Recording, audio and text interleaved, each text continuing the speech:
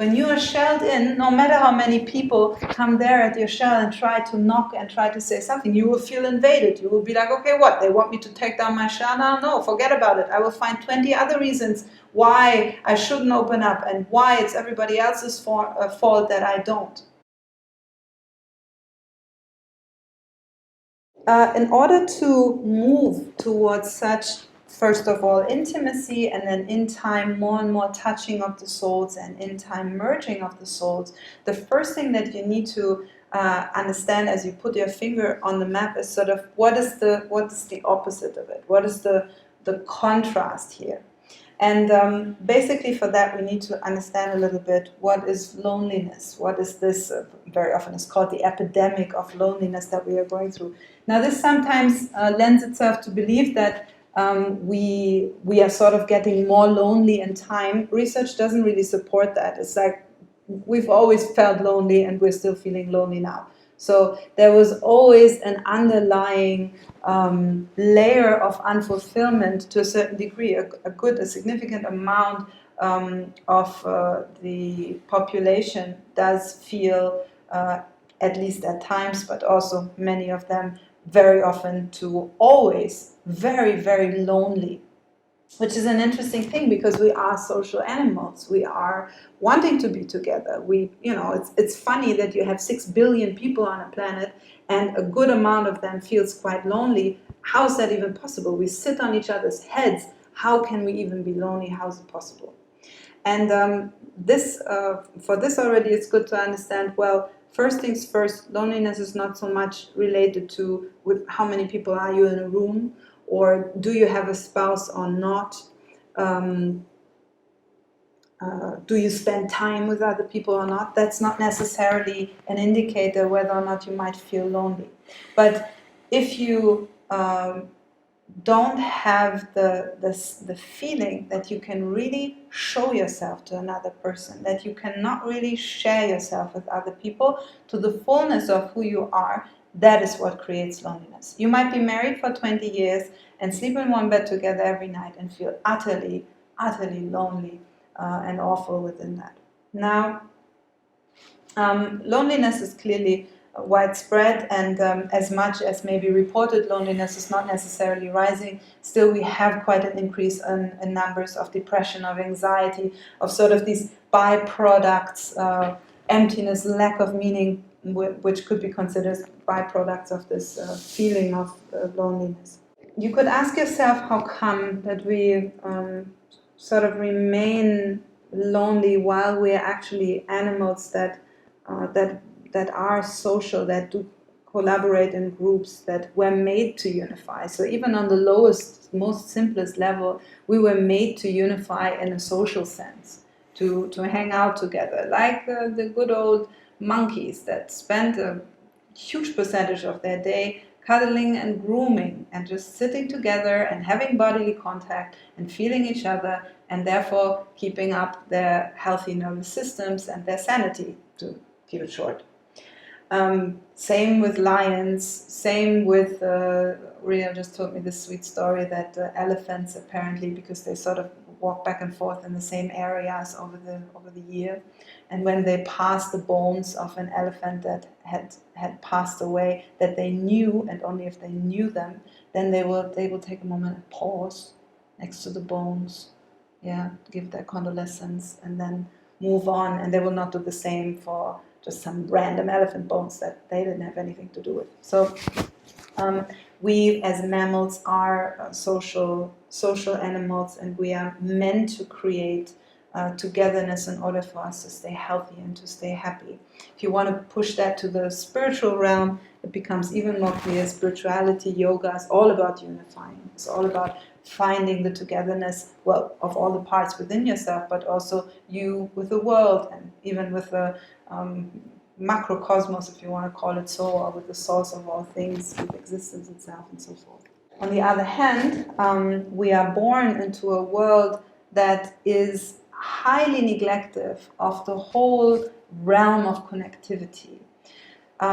We are so poor in teaching our children to be socially to be capable of sharing our emotions as they are. Emotional intelligence is not rated very highly. I was just today reading a little bit some articles on emotional intelligence, and I was very surprised how many articles would say, actually, how you say, breaking news, emotional intelligence, to score high on emotional intelligence is a bad thing. I was like, this is interesting. Let me read a bit more. What do they mean with that? And then, of course, it is this, that the statistics suggest that successful people are usually scoring low on emotional intelligence. Well, of course. Why? Because we are measuring success in a weird way, where success means that you are somewhere up on the corporate ladder, you have a bunch of money, and maybe you're treating the people around you quite weirdly, and this is considered the success. I'm here to tell you that in that same portion of the population, the rate for having psychopathy is 3 times higher than in the rest of the population. That doesn't mean that every CEO is a psychopath, not at all. It's still 3%. It's very, very, very little.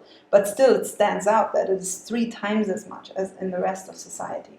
So the way we measure success, the way we frame what would be good to strive for, and then saying, well, better to be low on emotional intelligence because that makes you statistically maybe more successful on the corporate ladder. It's just already a very weird way of approaching things. You could basically, in spiritual terms, say that apart from the fact that we are socially clumsy and we really don't put a lot of effort into having trust with each other, being trustworthy, being vulnerable with each other, sharing ourselves, we also live in a society that celebrates this vector of separation by celebrating the ego, by celebrating the very thing that shells you in, the very thing that says, this is me and this is the rest of the world and I deserve more and I should be treated like this and that, and the rest of the world should bring all the things that I want to me, and all these ways that we that make us become an ego, that define us in one way or another. This is something that we take as a given within Western society. We just take it as, well, look, this is just how we are. Let's live with it and let's make the best out of it. Try to be the best ego in town, the most successful ego, the most richest ego of all of them, or whatever your story might be. You can find them on our YouTube channel. If you haven't subscribed yet, please do it now. Hit the bell for the notifications, and also if you're on Facebook, please give it a like and all of that sort of stuff. Now, the irony of this, let's say, ego-enforced, society-enforced loneliness that we are all suffering from is that due to the fact that it is so much related to perceiving ourselves as separated entities, as separated egos, and not so much as living, breathing parts of the universe, it tends to sort of become a vicious cycle of reinforcement. So the ego says, well, this is me, I have defined myself with this shell, and guess what? I'm feeling lonely here within my shell. And now let me tell you why that is. It is because all the world around me is doing it wrong. Why are they not coming to my shell and knocking on the shell and asking me if I need something, asking me if I want to connect, asking me, and so on and so forth. So there is a problem of being there, defined in your ego shell, feeling so awfully lonely with yourself, but then also not being willing and ready, obviously, to share yourself exactly due to that shell, and then tending to blame the rest of the world for it, which then will just enhance that crust, that shell that you built for yourself.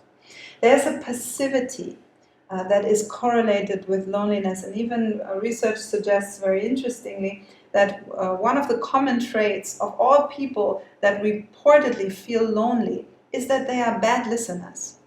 That's really, really interesting. No matter what age group you belong to, no matter the cultural background, the social background, doesn't matter. This is one of the things that overlaps. You are lonely, you're probably not very good in listening. It's very interesting. You are so lonely because you're so busy with yourself. not ready to open up and to see, hey, what is out there in the world. So the thing that Tantra therefore suggests how to approach this problem of loneliness and unwillingness of sharing yourself and becoming intimate, first of all with yourself and then with the rest of the world, can only be solved when we assume responsibility and when we become active about stepping out of our shell.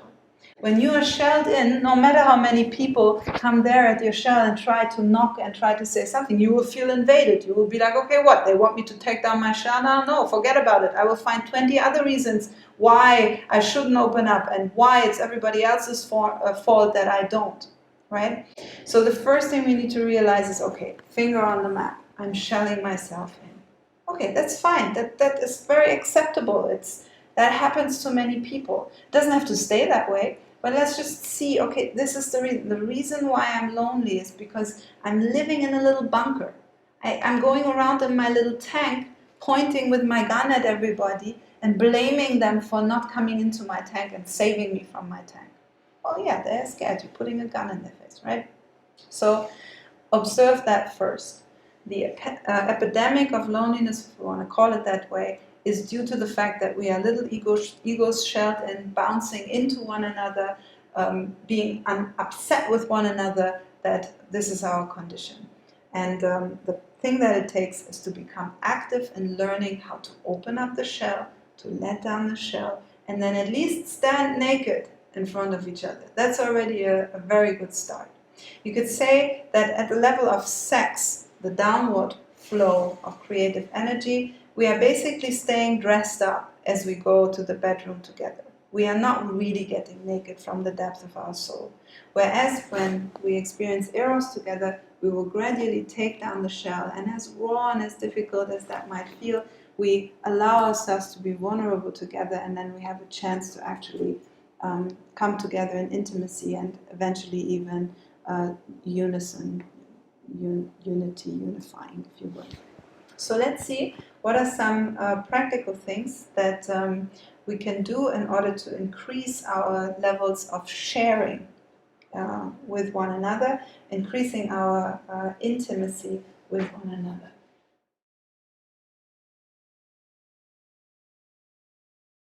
Hey guys, if you like this video, make sure to like and subscribe to our YouTube channel for more content on spirituality, Tantra and more. And if you want to sign up for our online classes or for our retreats, you can see our website on the description below.